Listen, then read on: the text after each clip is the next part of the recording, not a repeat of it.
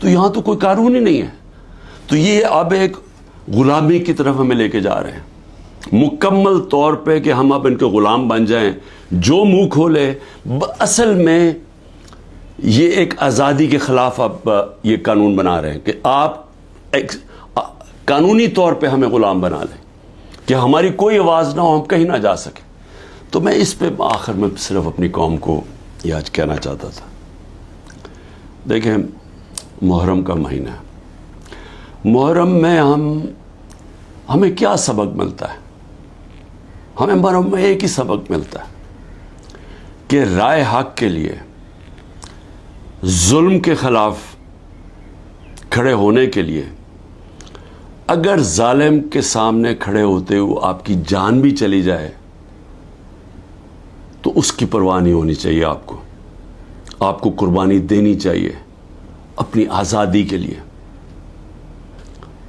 آزادی رائے کے لیے, آپ کو اپنے حقوق کے لیے, انصاف کے لیے. کیونکہ جب تک ایک قوم آزاد نہیں ہوتی دنیا کی تاریخ میں اس کا کوئی مقام نہیں ہوتا.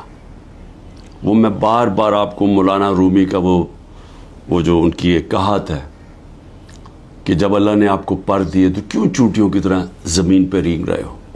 غلام زمین پہ رینگتے ہیں, ان کی کوئی حیثیت نہیں ہوتی. 25 کروڑ کی آبادی ہے. آج مجھے بتائیں ہماری کیا حیثیت رہ گئی. وہ جا کے بلاول بھٹو کتنی دفعہ امریکہ گیا ہے, پتہ نہیں کتنے ہمارے ڈالر خرچ کیے اس نے وہاں. اور جب نریندر موڈی وہاں گیا تو اس کو ایسا انہوں نے جس طرح کا استقبال دیا.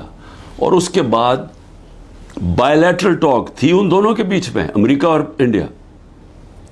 پاکستان کو انہوں نے دہشت گرد بنا دیا کہ جی دھمکی دی کہ دہشت گردی بند کرو. یہ حیثیت رہ گئی ہے. ہندوستان جاتا ہے بلاول بھٹو جو ان کا فورن منسٹر اس کو ذلیل کرتا ہے. میں نے کبھی کسی کانفرنس میں ایک ہوسٹ ملک جو ہوسٹ کر رہا ہے میں نے کبھی نہیں دیکھا اس طرح کی ذلت. تو کیا حیثیت رہ گئی ہے کہ یہ ہماری حیثیت ہے, کیونکہ غلاموں کی کیا حیثیت ہے. تو میں آج آپ سب کو یہ آج پیغام دینا چاہتا ہوں کہ میرے نبی صلی اللہ علیہ وسلم کے نواسے نے رائے حق کے لیے ایک ظالم کے سامنے اپنی قربانی دینے کے لیے وہ تیار ہو گئے, لیکن ظلم کے سامنے جھکنے سے انہوں نے منع کیا. انہوں نے کہا میں اس سے بہتر ہے, اور میں کہتا ہوں کہ غلامی سے بہتر ہے موت.